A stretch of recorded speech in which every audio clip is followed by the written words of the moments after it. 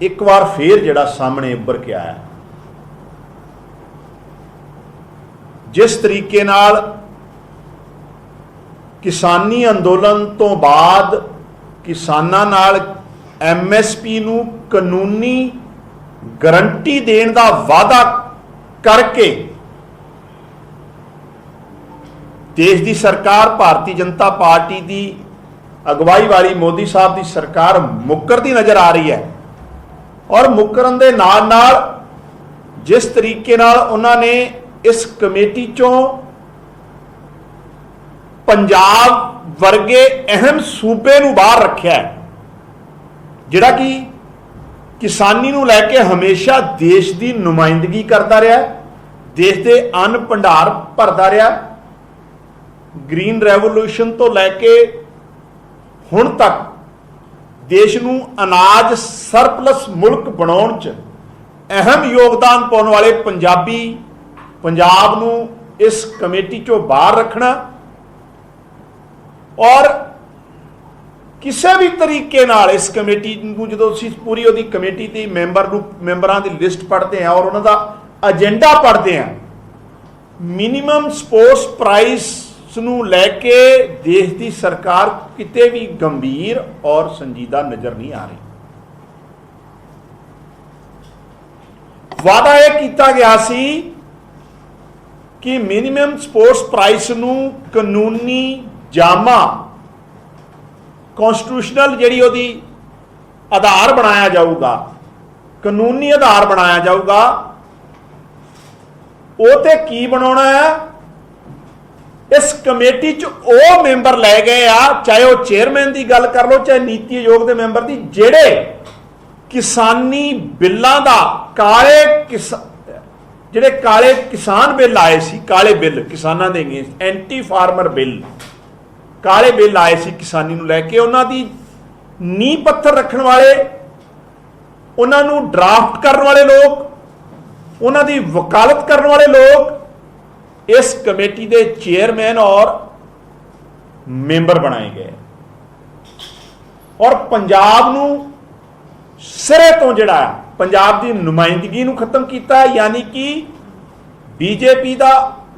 Anti farmer और anti Punjab चेहरा फिर एक बार बेनकाब होया। असी मंग करते सी और किसानां ने जदों अंदोलन की समाप्ति हुंदी है तो देश के प्रधानमंत्री जी ने यह वादा किया सी कि कानूनी जामा पनाउण लई MSP नूं कानूनी रूप देण लई एक कमेटी बनूगी। कानूनी जामा ते की बनाउणा सी, उत्थे जिहड़े काले कानूनां दे समर्थक लोग कमेटी च रख ले गए। दूजी गल, नीति आयोग दे वो मैंबर रखे गए आ जिन्हां ने काले बिल जिहड़े आ ड्राफ्ट कीते सी।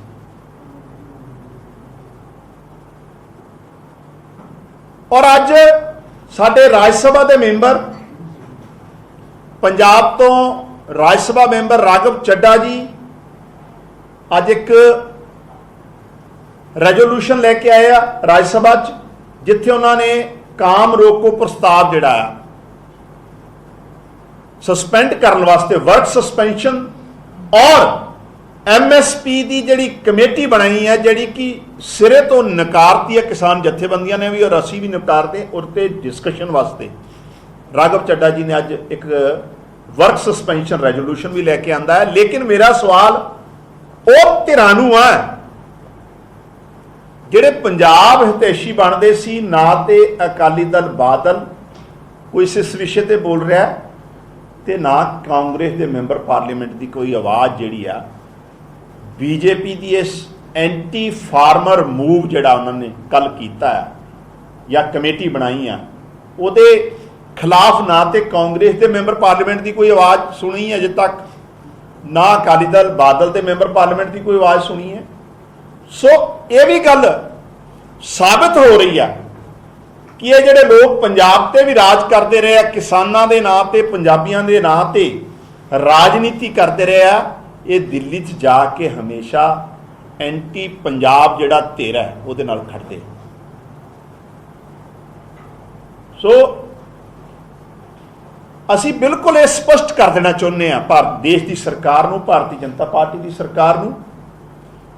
ਕਿਸੇ ਵੀ ਹਾਲਾਤ 'ਚ ਇਹ ਜਿਹੜੀ ਕਮੇਟੀ ਆ ਉਹ ਮਨਜ਼ੂਰ ਨਹੀਂ ਹੈ। ਇਹ ਕਿਸਾਨਾਂ ਨਾਲ ਧੋਖਾ ਆ।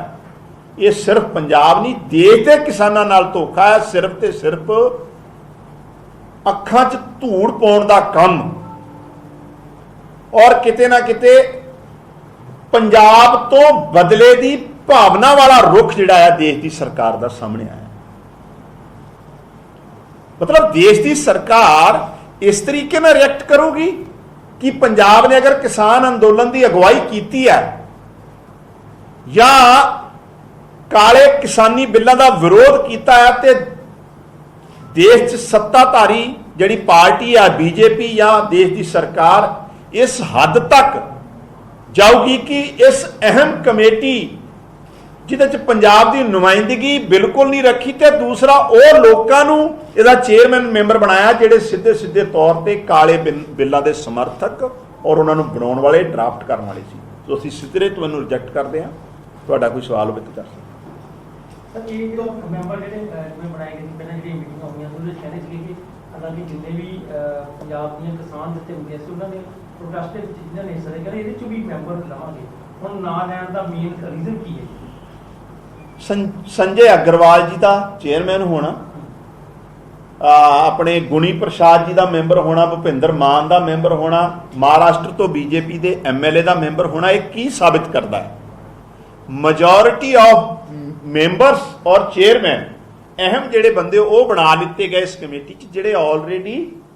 ਕਾਲੇ ਬਿੱਲਾਂ ਨੂੰ ਜਿਹੜਾ ਆ ਡਟ ਕੇ ਸਪੋਰਟ ਕਰ ਚੁੱਕੇ ਔਰ ਉਹਨਾਂ ਨੂੰ ਉਹਦੀ ਜਿਹੜੀ ਬੁਨਿਆਦ ਰੱਖੀ ਸੀ ਉਹਦੇ 'ਚ ਉਹ ਬੁਨਿਆਦ ਨੀਂਹ ਪੱਥਰ ਰੱਖਣ ਵਾਲੇ ਲੋਕ ਸੀ।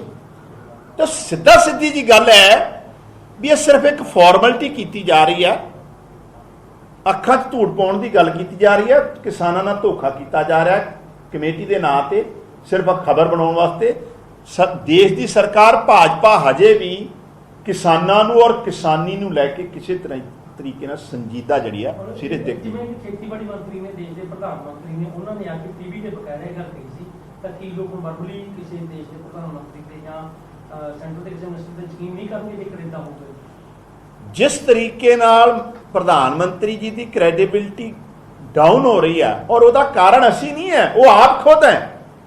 ਉਹ ਆਪਣੀ ਕਹੀ ਗੱਲ ਤੇ ਕਦੀ ਖੜੇ ਨਹੀਂ ਨਜ਼ਰ ਆਉਂਦੇ ਔਰ ਇਸ ਕਮੇਟੀ ਤੋਂ ਵੀ ਤੇ ਇਹੀ ਉਹ ਸਾਬਿਤ ਹੋ ਰਿਹਾ। ਤੁਸੀਂ ਇੱਕ ਬਹੁਤ ਵੱਡਾ ਇੰਟਰਨੈਸ਼ਨਲ ਲੈਵਲ ਦਾ ਅੰਦੋਲਨ ਸਮਾਪਤ ਕਰਵਾਉਂਦੇ ਹੋ, ਕਿਸਾਨਾਂ ਨਾਲ, ਦੇਸ਼ ਦੇ ਅੰਨਦਾਤੇ ਨਾਲ ਇਹ ਵਾਅਦਾ ਕਰਦੇ ਹੋ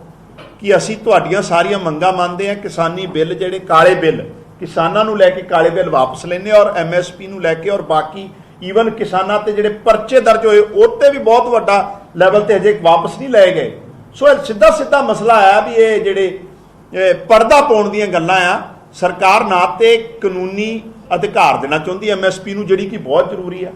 ਔਰ ਉਹਦਾ ਕਾਰਨ ਹੈ ਕਿ ਪਹਿਲਾਂ ਵੀ 23 ਫਸਲਾਂ ਤੇ ਐਮਐਸਪੀ ਦੇ ਰਹੇ ਆ, ਲੇਕਿਨ ਜਦੋਂ